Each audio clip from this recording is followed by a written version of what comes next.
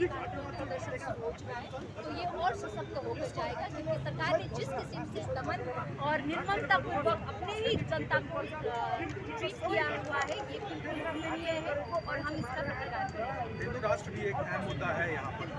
देखिए, हिंदू राष्ट्र अहम है। 2015 में एक मैंडेट किया था इन्होंने संविधान सभा से पहले कि हिंदू राष्ट्र स्थापित हो या ना हो, तो उस वक्त 80% से ज़्यादा लोगों ने हिंदू राष्ट्र स्थापना की मांग की थी, पर इन लोगों ने ये दबाकर जो धर्मनिरपेक्षता लागू किया नेपाल में, जैसे हिंदू राष्ट्र हटाया नेपाल से, उसकी जानकारी दिल्ली की 12 बुधे में भी नहीं थी, यहाँ की शिखर बैठक में भी नहीं थी, 8 बुधे समझदारी में भी नहीं थी।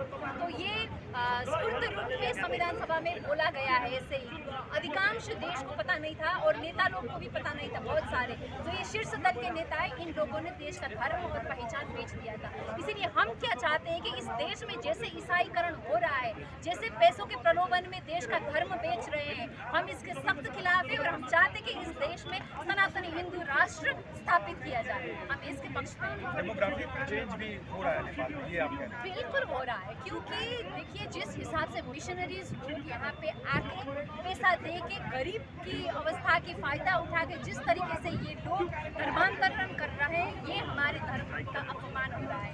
हम चाहते हैं यहाँ पे सहिष्णुता हो, हम चाहते सर्वधर्म सापेक्ष हिंदू राष्ट्र हो, हम किसी धर्म को दबाना नहीं चाहते, पर जिस तरीके से आपने देखा ना, अमेरिका का प्रेसिडेंट ट्रंप ने खुद बोला कि यूएसएड का अधिकांश जो फंडिंग था वो धर्मांतरण में लगाया हुआ था। अब इससे बड़ा सबूत क्या हो सकता है कि इस देश में घुसपैठ हुआ है धर्म के नाम पे। तो हम चाहते हैं इसका बंद हो। हम यही है कि हम चाहते हैं इस देश का जो व्यवस्था है, इससे जनता आजीत है, आक्रोशित है, ठीक है। तो हम चाहते हैं कि ये व्यवस्था हटाकर हम एक नवीन समझदारी में जाएंगे।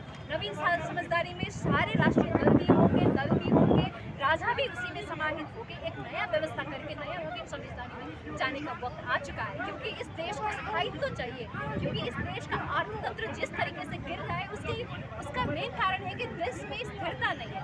तो इसलिए हम चाहते हैं इस व्यवस्था में निर्वाचन प्रणाली में सुधार हो, डायरेक्ट इलेक्ट प्राइम मिनिस्टर हो, सिर्फ एक जगह से लोग निर्वाचित करें और ये सारे सांसद मिल के उसे प्रधानमंत्री डिक्लेयर करें, उससे स्टेबिलिटी नहीं होगा। इसलिए हम चाहते हैं इलेक्टेड प्राइम मिनिस्टर को हम ये बिल्कुल भ्रम में मत रहिए कि राष्ट्रीय प्रजातंत्र पार्टी जिस एजेंडा को लेकर चाहते हैं, हम नहीं चाहते कि सक्रिय राज संस्था हो, नहीं, हम संवैधानिक राज संस्था चाहते हैं और संवैधानिक राज संस्था और संसदीय अभ्यास का इस प्रजातंत्र में अव्वल समन्वय हो सकता है, वो हमारा प्राथमिकता है। नाम और अपना पद बताना। मैं खुशबू ओली, राष्ट्रीय प्रजातंत्र पार्टी की केंद्रीय सदस्य हूँ।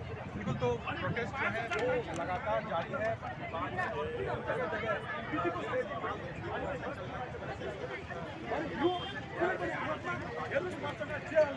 जगह जगह